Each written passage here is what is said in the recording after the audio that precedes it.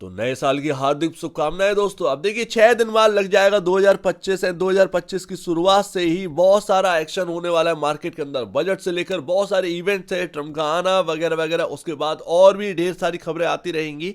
And ऐसे में हमें फ्यूचर प्लानिंग करना जरूरी है।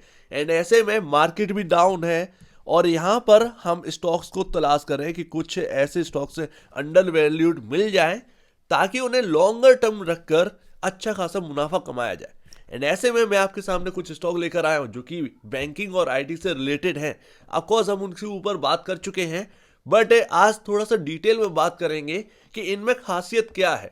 Hi, this is Dev and watch traders diary, और आज हम बात करने वाले हैं इन स्टॉक्स के ऊपर। चलिए देखते हैं। एंड हो सकता है कि आपके पास इन स्टॉक्स में से आपके पोर्टफोलियो में कुछ स्टॉक हो, पहले से ही हो। तो एक ही नाम है जो कि बैंकिंग में मुझे समझ में आता है इस वक्त, एंड वो मैं आपके सामने रखने वाला हूं। ऑफकोर्स आप शायद समझ गए होंगे कि वो शायद कौन सा नाम है। मैं ऑलरेडी उसके ऊपर बात कवर कर चुका हूं। एंड यहाँ पर मैं देखूंगा बैंकिंग के अंदर प्राइस टू बुक वैल्यू काफी इंपॉर्टेंट होती है। लेकिन मैं आपको एक बात बता दूं कि बैंकिंग स्टॉक्स की हालत काफी खराब है। ऑफकोर्स अगर आप देखेंगे स्मॉल से मिड कैप बैंकिंग में तो हालत सबकी खराब है, चाहे आप उसमें कितना भी बड़ा दिग्गज नाम ले लीजिए। आईडीएफसी फर्स्ट बैंक हो, बंधन हो, आपका आरबीएल हो, एंड छोटे में साउथ इंडियन बैंक हो, इवन पीएसयू स्टॉक्स की बात करेंगे, पीएसयू बैंकिंग स्टॉक्स की बात करेंगे, तो सब के सब यहाँ पर 52 वीक लो पर ही ट्रेड कर रहे हैं। कुछ 5 बैंकें हैं जो कि हाईएस्ट साइड हैं, जैसे कि कोटक, आईसीआईसीआई, एचडीएफसी, एसबीआई, और यहाँ पर हमारे सामने एक्सिस बैंक। यही नाम है जो कि इस बैंक निफ्टी को ऊपर रखे हुए हैं, इस मार्केट के अंदर थोड़ी सी एक बढ़त बनाए हुए हैं। अदरवाइज सारे के सारे यहाँ पर जो है ना खराबी है। एंड आने वाला Q3 जो कि शुरुआत होने वाली है बस, एंड यहाँ पर अगर परफॉर्मेंस अच्छी डिलीवर करते हैं तो कहीं ना कहीं ये जो 52 वीक लो चल रहे स्टॉक्स हैं उनमें एक पिकअप बनेगा, उनमें एक तेजी आ सकती है। वही हम बात करेंगे आईटी स्टॉक्स की। तो देखिए मैं आपको एक थोड़ा सा कॉशियसली यहाँ पर बात करूंगा। यहां पर अगर आप देखेंगे तो Q3 से पहले जो जितने भी आईटी स्टॉक्स है, चाहे आप इन्फोसिस ले लीजिए, टीसीएस ले लीजिए, विप्रो वगैरह वगैरह वगैरह वगैरह, जितना भी आप बढ़ेंगे, बहुत सारे आईटी स्टॉक्स तो डबल भी हो गए इस दौरान Q3 से पहले, सिर्फ खबर सुनकर कि यूएस में इंटरेस्ट रेट को घटाया गया। तो यहां पर मैं आपको बता दूं Q3 मैटर करेगा। अभी तक क्या है, एक्सपेक्टेड जो एक ग्रोथ की बात कर रहे हैं मार्केट के एनालिस्ट टीवी पर आकर, उस वजह से ये पिकअप बन गया। रुपी का यहाँ पर जो है फॉल है उसकी वजह से ये स्टॉक्स चमके। बट Q3 में भी अगर ग्रोथ नहीं आ रही है तो कैसे आप जो है हायर साइड सस्टेन करेंगे। मैं बात करता हूं एसेंचर की। सभी लोग कह रहे हैं कि एसेंचर के नंबर अच्छे आए एंड वो यहाँ पर 8% की तेजी दिखा गया। बट मैं आपको बता दूं, आधी अधूरी बात ये लोग बताते हैं। एसेंचर ने अपना जो 52 वीक हाई या ऑल टाइम हाई जो है वो अभी तक शायद क्रिएट ही ना किया हो, उसको क्रॉस ही ना किया हो। ये ध्यान रखिएगा। मैं बहुत लंबे टाइम से यहाँ पर एसेंचर को देख रहा हूँ। हमारे IT stock 52 week high, even all time high को क्रॉस कर हायर साइड चले गए, नए हाइज बना दिए, बट एसेंचर ने अभी तक नहीं किया था। Q3 के नंबर अच्छे आए एंड एसेंचर ने यहां पर आपके सामने 8% की तेजी दिखा दी। अभी देखना है कि क्या वो ऑल टाइम हाई निकला या नहीं। मेरे हिसाब से शायद नहीं निकला होगा। तो बैंकिंग में मुझे एक छोटा सा नाम याद आता है, साउथ इंडियन बैंक, जिसके बारे में मैं ऑलरेडी बात कर चुका हूं, कवर करते रहते हैं। साउथ इंडियन बैंक क्यों अच्छा लगता है, देखिए आपको समझ में आ जाएगा। अब ऐसा नहीं है कि एकदम से ये रॉकेट हो जाए, एंड ऐसा नहीं है कि कोई मैं आपके सामने बाय रिकमेंडेशन रख रहा हूं, ऐसा बिल्कुल भी नहीं है। ये जो मैं नाम आपको दे रहा हूं ये मैं सिर्फ बात कर रहा हूं, लेकिन रिसर्च आपको भी करना है। अब वो कैसे करेंगे वो आप भी समझिए, इस बात को कैसे छानना है, इसकी ब्रांचेस देखिए। मैं बहुत ज़्यादा इसमें बात नहीं कर रहा हूँ, मैं सिर्फ और सिर्फ एक फाइनेंशियल इंडिकेटर्स क्या कह रहे हैं उस हिसाब से बात कर रहा हूँ। बट आप रिसर्च करिएगा एंड अच्छा लगे तो फिर शामिल करिएगा। 24 रुपये 82 पैसे का स्टॉक चल रहा है एंड इसका मार्केट कैप चल रहा है 6500 करोड़। एंड ये 6500 करोड़ में आपको बहुत सारे आपको जो है स्मॉल फाइनेंस बैंक के स्टॉक भी देखने को मिल जाते हैं। स्मॉल फाइनेंस बैंक के स्टॉक जो इस मार्केट कैप पर चलते हैं, but south Indian bank private banking stock है, मेन बोर्ड बैंकिंग स्टॉक है। एंड याद रखिएगा 6500 में इनके पास जो है वो स्मॉल फाइनेंस बैंक्स के पास नहीं है, तो मार्केट कैप के लिहाज से छोटा मिल रहा है, बट वाकई में स्मॉल फाइनेंस बैंक से काफी बड़ी बैंक है। असेट्स के मामले में देखेंगे तो 1 लाख करोड़ के ऊपर के असेट्स है, प्रॉफिटेबिलिटी अच्छी है। एंड मोस्टली यहाँ पर जो स्मॉल फाइनेंस बैंक्स है उनके पास वो प्रॉफिटेबिलिटी नहीं है। स्मॉल फाइनेंस बैंक अब मेन बोर्ड में बैंकिंग के अंदर आएंगे, बट अभी तक आए नहीं है, उसके लिए आरबीआई की परमिशन चाहिए होती है।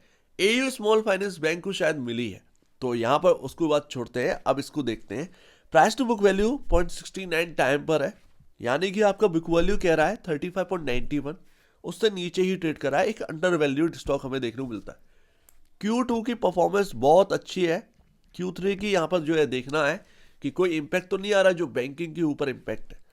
एनपीए लगातार घट रहे हैं, इवन Q2 में एनपीए घटे, तो ये एक अच्छी बात है। प्राइस टू बुक वैल्यू पर आपने देख ही लिया, पी रेशियो 5.37 पर है। तो यहाँ पर अगर आप देखें फाइनेंशियल इंडिकेटर्स के हिसाब से ये स्टॉक काफी अंडर वैल्यूड हो चुका है, बट मार्केट की कंडीशन ड्राइव करती है। एंड मार्केट के हिसाब से सारे बैंकिंग स्टॉक नीचे हैं, तो ये भी नीचे है।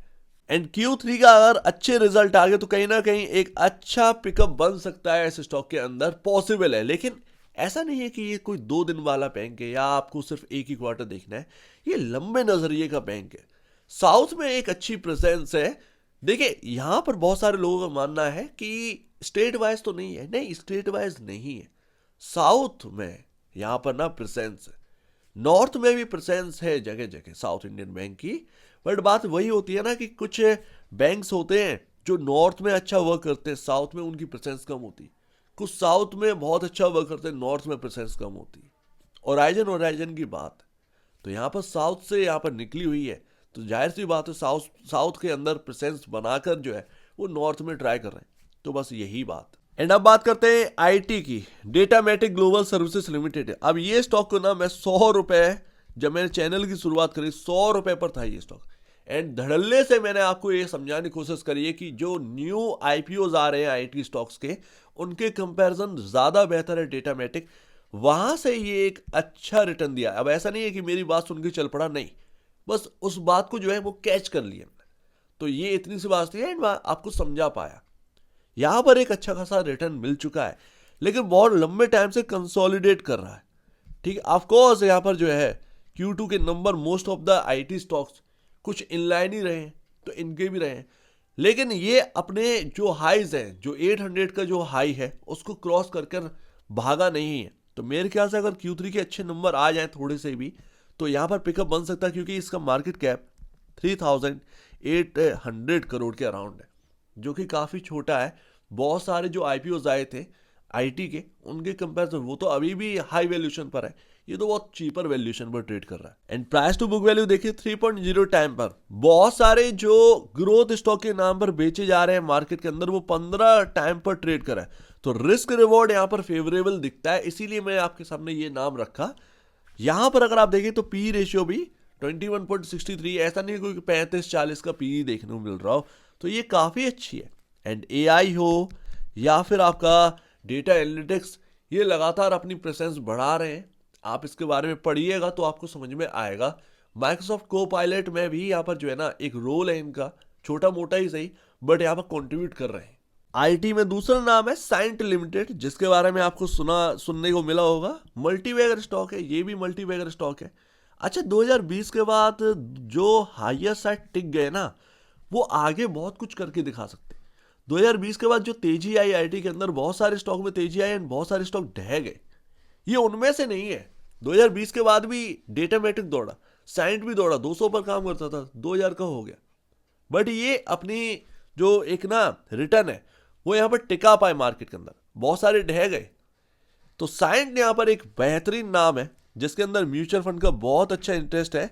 साइंट डीएलएम भी लिस्टेड है। साइंट एक अच्छा नाम देखने को मिलता है, जिसका मार्केट कैप लमसम 19,000 करोड़ के आसपास का देखने को मिलता है। तो 19,000 करोड़ कोई बहुत बड़ा मार्केट कैप नहीं है, एंड दैट्स वाई कहीं ना कहीं लगता है कि ये कुछ स्टॉक्स जो है ना वो अच्छा खासा रिटर्न देंगे। ऊपर से चले नहीं है तो Q3 का बहुत बड़ा डर नहीं है। हालांकि Q3 में अगर मंदी आई आईटी के अंदर, तो ये स्टॉक भी एक जो है ना उसको झेलेंगे उस मंदी को। ऐसा नहीं है कि ये टिके रहेंगे ऊपर, नहीं, कोई भी स्टॉक नहीं टिक सकता अगर सेक्टोरियल अगर यहाँ पर जो है ना गिरावट आ रही है। लेकिन वो बात की बात, फिलहाल हम स्टॉक के ऊपर बात करते हैं। तो यहाँ पर साइंट के अंदर सेमीकंडक्टर का भी डिवीजन है जो कि आप चेक कर सकते हैं। एंड यहाँ पर साइंट का बिजनेस भी कुछ इंजीनियरिंग रिलेटेड ज़्यादा है, ऐसा नहीं है कि BFSI में ही कॉन्ट्रीब्यूट कर रहे हैं, बहुत अलग वर्क है। एंड यहाँ पर जो प्राइस टू बुक वैल्यू देखने को मिलता है वो 4.11 टाइम पर देखने को मिलता है। तो ऐसा नहीं है कि ग्रोथ स्टॉक के नाम पर, ग्रोथ है कंपनी के अंदर, जितना ग्रोथ स्टॉक के नाम पर वो चमक रहे हैं ना कुछ स्टॉक, उतनी ग्रोथ यहाँ पर आपको देखने को मिल रही है। शायद वहां से अच्छी ग्रोथ देखने को मिल रही है, बट वो चमक रहे हैं क्योंकि ग्रोथ नाम पर यहाँ पर जो है ना बेचे जा रहे हैं।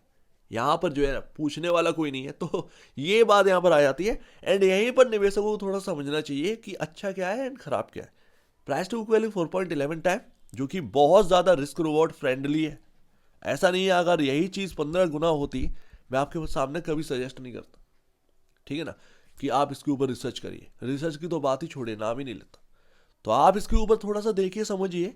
32 का पी रेशियो चल रहा है, प्राइस टू बुक वैल्यू काफ़ी फ्रेंडली है। एंड यहाँ पर अगर आप थोड़ा सा यहाँ पर विजन स्ट्रॉन्ग करेंगे, कहीं ना कहीं कुछ मिलेगा यहाँ से। तीसरा नाम है जेंसर टेक्नोलॉजीज लिमिटेड, 735 का प्राइस एंड 16,000 करोड़ का मार्केट कैप। ये स्टॉक भी अगर आपको याद हो 550 था, जब मैं चिल्ला कह रहा था कि IT में ये स्टॉक काफ़ी अच्छे लगते हैं। एंड वही चीज़ यहाँ पर होती दिखी, 550 वाला 800 हिट किया, अभी थोड़ा ठंडा पड़ा हुआ है। Q3 अगर अच्छा निकला इनका तो ये कहीं ना कहीं बेहतरीन प्रदर्शन करके दिखा सकते हैं। बट बात ये नहीं है कि एक क्वार्टर के ऊपर सब कुछ डिपेंड है, ये लंबा नजरिए की बात है। जैसे कि मैं आपको बताता हूं, पहले हम जेंसर के ऊपर बात करते हैं। तो 735 का प्राइस चल रहा है, 800 से थोड़ा सा टूटा है ये स्टॉक। एंड इसका भी price to book value 4.51 time पर है। कोई ऐसा नहीं है कि 15 गुना या 20 गुना ऊपर ट्रेड कर रहा है, ऐसा कुछ भी नहीं है। 25.76 का पी रेशियो है, ऐसा नहीं है कि 50 का पी पर ट्रेड कर रहा हो। तो रिस्क और रिवॉर्ड फ्रेंडली ये स्टॉक कहीं ना कहीं दिखाई देते हैं, ये बात अच्छी है। तो आप इनके ऊपर रिसर्च करिएगा। बट निफ्टी 50 की बात करें या मार्केट की बात करें, मार्केट का हाल थोड़ा सा डामाडोल है। बहुत सारे लोग क्रैश की भी बात करते हैं कि क्रैश होगा मार्केट। ऐसे में अगर क्रैश आएगा एंड आप जो है रात को सो रहे होंगे एंड आप देखते हैं सवेरे उठकर कि निफ्टी क्रैश कर गया है, आप कुछ नहीं कर पाएंगे। चाहे जितना भी आप अच्छा स्टॉक रख लीजिए, लार्ज कैप क्यों ना रख लीजिए, कुछ नहीं बचेगा उसमें, सबके सब टूटे डले रहेंगे। अब आप एक ही चीज कर पाएंगे कि भैया सेल का ट्रिगर दबा दें या फिर वहीं पर बाय मोर का ट्रिगर दबाएं, बस इससे ज्यादा और कुछ नहीं। तो क्रैश अगर होना होगा तो अपने से पूछकर नहीं होगा एंड हमको बताकर नहीं होगा, सिंपल सी बात है। बट अगर पूरा मार्केट क्रैश होगा तो सिंपल सी बात है, आप भी उसके अंदर शामिल है, आपकी भी गिरावट देखने को मिलेगी स्टॉक्स के अंदर। यही सबसे बड़ी बात होती है कि हड़बड़ाए नहीं। जो आपने लिस्ट बनाई है, पोर्टफोलियो बनाया है, स्टॉक शामिल है आपके, 5 स्टॉक मान लीजिए अपने अच्छे चुन के रखे हैं, आपने क्या वो सिर्फ 1 साल के लिए या 2 साल के लिए लिए थे?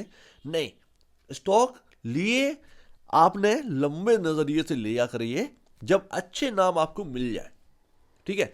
रिटर्न तो वो देंगे ही, जरूरत पड़ने पर आपको थोड़ा सा बेचना भी पड़ सकता है भाई, ठीक है ना। लेकिन ऐसा नहीं है कि यहां पर जो है ना उन नाम से आप अलग हट जाए, तो ये बात आ जाती है। तो जब नाम अच्छे हो, तो जब यहां पर ना गिरावट का मौका मिले तो बिना डरे बाई का ही यहां पर ऑप्शन अपनाना चाहिए उन्हीं स्टॉक्स के अंदर। भागना नहीं चाहिए कि अरे वो सस्ता हो गया, फलाना स्टॉक सस्ता हो गया। ये सबसे बुरी बात है। आपने जो नाम लिख रखे हैं अपने पोर्टफोलियो के लिए या फिर पोर्टफोलियो में शामिल है और आपको पता है कि नहीं यहां पर विजन स्ट्रांग है, तो मार्केट ही तो गिरा है, मार्केट ही गिरा है, कंपनी बंद नहीं हुई है। तो बस सबसे बढ़िया चीज यही है कि बाय का बटन दबाया जाए उस क्रैश के अंदर। अगर आपका स्टॉक है, मान लीजिए आपने कोई स्टॉक खरीद रखा है 1000 रुपए का, सडनली वो रह जाता है 400 रुपए का मार्केट की गिरावट के अंदर, तो ऐसा थोड़ी कि वो कंपनी बेकार होगी, वो स्टॉक ही तो गिरा है। जब मार्केट रिकवर होगा तो ये स्टॉक भी रिकवर हो जाए। ज्यादा से ज्यादा दिक्कत कितने दिन की रहेगी? 6 महीने की रहेगी, साल भर की रहेगी। उसके बाद तो नया पैसा आना है ना मार्केट के अंदर, तो वो रिकवरी भी आ जाएगी, ठीक है ना। तो ये बात यहां पर रहती है, हमेशा अपनी स्ट्रेटजी के साथ चले, ज्यादा बेहतर है। क्योंकि अपने प्रिडिक्ट करना ना इतना आसान नहीं है कि कब क्रैश आना है कब नहीं आना है। अभी क्या है, अपने को देखने को मिल रहा है। अब जैसे कि Q3 का अनुमान लगा रहे हैं अपन, Q3 का अनुमान लगा रहे हैं कि अगर IT स्टॉक के अंदर वाकई में ग्रोथ नहीं आई, अब ये स्टॉक्स की ऐसी वैल्यूएशन तो है नहीं, इनमें जैसी नॉर्मल एक रिटर्न बन रहा है, या कह सकते हैं जो ग्रोथ आ रही है, अगर वैसी ग्रोथ सस्टेन करी तो ये स्टॉक थोड़ा बहुत नीचे आ सकते हैं एंड वापस से ऊपर आ जाए। बट जो टीसीएस बड़े बड़े नेम है जो अपने ऑल टाइम हाई को क्रॉस करके भी और ऊपर चले गए हैं विदाउट एनी ग्रोथ, उनमें तो प्रॉब्लम आएगी। जो ज्यादा बढ़ा है वहीं ज्यादा सेलिंग आएगी। अब हो सकता है आप भी सस्ते हो जाएं उस चक्कर में, और ज्यादा सस्ते हो जाएं जो आपके अनुमानित ना हो। तो ऐसे में क्या होगा भैया, आपने नाम सिलेक्ट कर रखे हैं, आपको आईटी से अलग हटके जाना नहीं है। सिंपल सी बात है, बाई का ही तो बटन दबाएं, क्योंकि आपका जो प्राइस टू बुक वैल्यू 4 है, अगर वो 2.5 की प्राइस टू बुक वैल्यू पर ट्रेड करने लगेगा तो वो तो अंडर वैल्यूड से भी ज्यादा अंडर वैल्यूड हो जाएगा।